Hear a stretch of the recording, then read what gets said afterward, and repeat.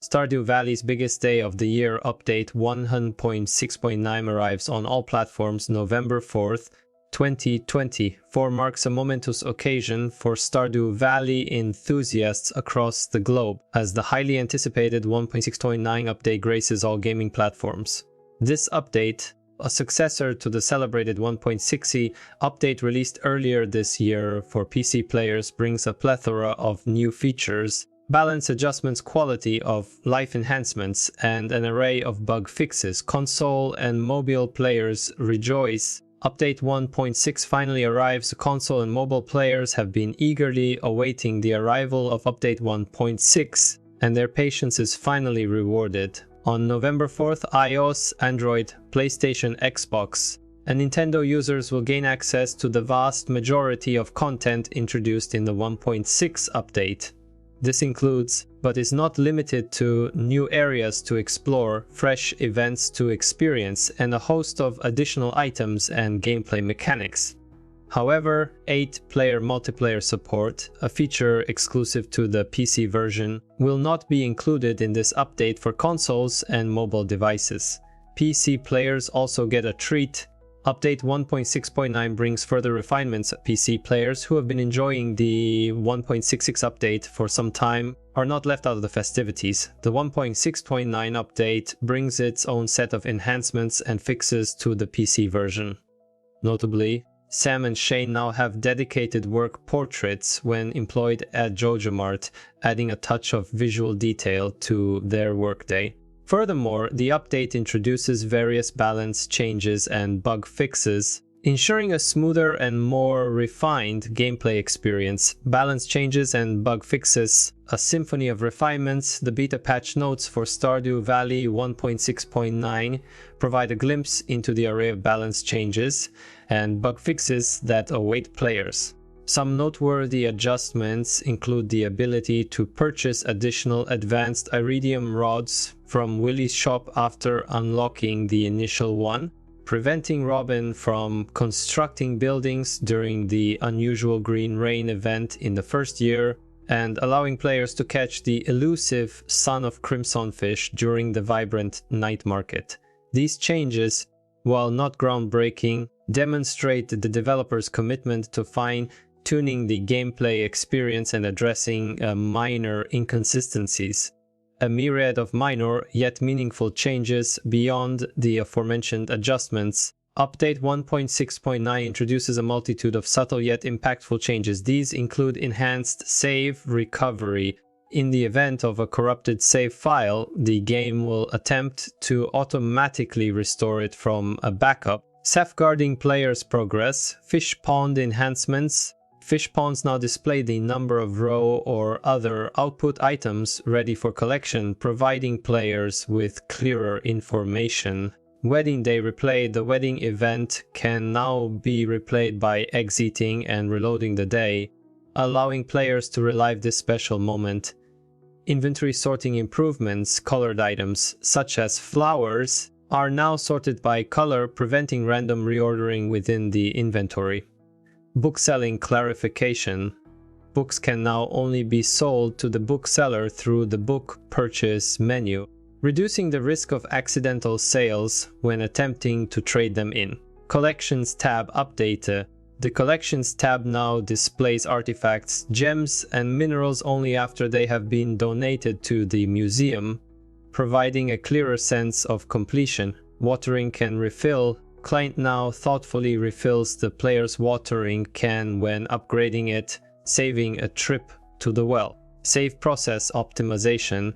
The save process has been tweaked to minimize the risk of corruption, ensuring the safety of players' progress. Anvil restriction. Anvils no longer accept parrot eggs if the player cannot yet re-roll their level, preventing unintended actions. Controller navigation improvement. When purchasing animals or buildings with a controller, players can now use the D-pad to move the cursor, offering greater control. Technical enhancements and performance optimizations. Under the hood, Update 11.6.9 brings several technical enhancements and performance optimizations.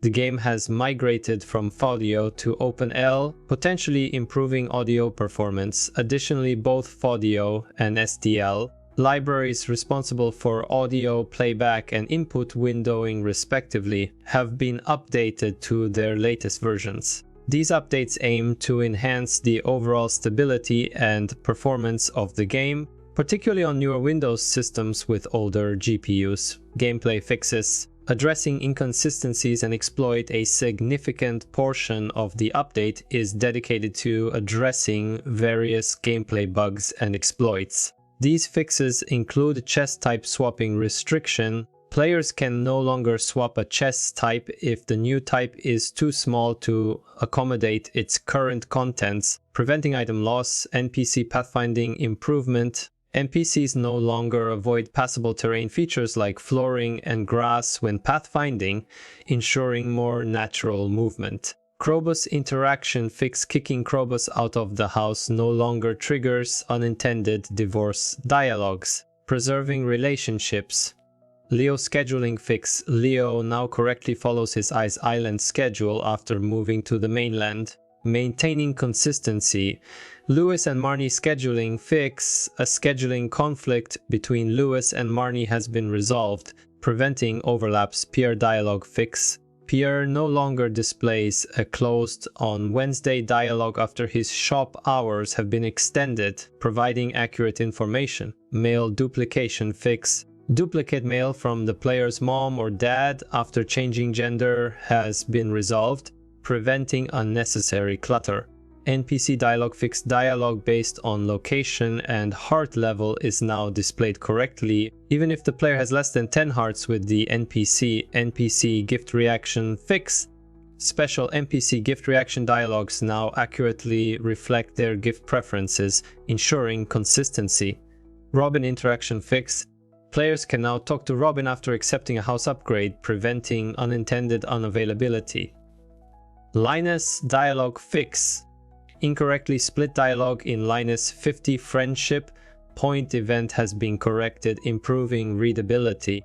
NPC pathfindings. NPCs can now pathfind through tiles that previously had a tent at the start of the day, preventing movement issues. NPC dialogue fix. NPCs now load their Grain Rain dialogue correctly, even if the player started the day on the island. Fiancé spouse reaction fix. The fiancé or spouse now reacts appropriately to a mermaid's pendant, preventing confusion. UI and display fixes. Polishing the user interface. Update 1.6.9 also addresses several UI and display related issues, enhancing the overall user experience. These fixes include the world map accuracy. The world map now consistently displays players at the correct location, even when inside a constructed building. Powers tab pagination in the Powers tab has been fixed, particularly when mods add more powers. Window resizing fixes. Issues related to resizing the game window have been addressed, including layout problems in the advanced game options, tab and page loss in the collections page, and scroll position loss in the social page. Dresser tab selection. Dresser tabs are now selectable with a controller, improving accessibility. Building upgrade placement. Building upgrades now correctly place interior items, even if furniture is in the way or an item blocking placement cannot be moved. Dwarvish translation guide preservation. Pre 1.6 saves no longer lose the Dwarvish translation guide, preserving player progress. Farmhand stats migration. Pre 1.6 farmhand stats are now migrated correctly, ensuring data consistency. Tubs of flowers fix.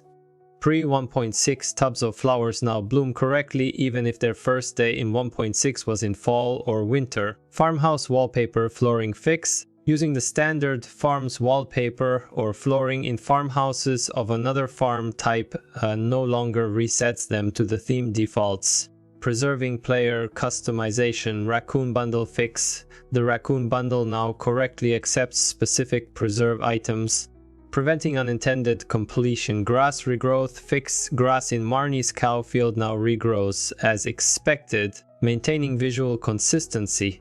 Crab pot catch fix. Crab pots now produce double catches correctly when using wild bait, ensuring fairer rewards. Crab pot bait duplication fix. Crab pots no longer duplicate bait when loaded by a hopper, preventing unintended resource gain.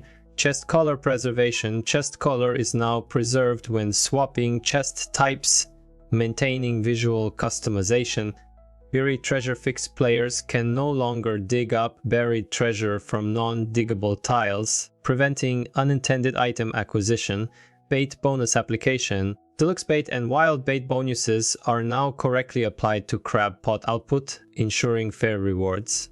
Magic quiver fix. The Magic Quiver trinket now functions consistently even if both a valid and invalid target are in range. Farmer title level requirement fix. The level requirement for farmer titles has been corrected, ensuring accurate progression. Stardew Valley Fair boundary fix. Players can no longer leave the Stardew Valley Festival area in even years, maintaining event integrity. Geode Crusher stat. Feed crushers no longer increment the geode's crushed stat when hovering, preventing unintended manipulation of RNG.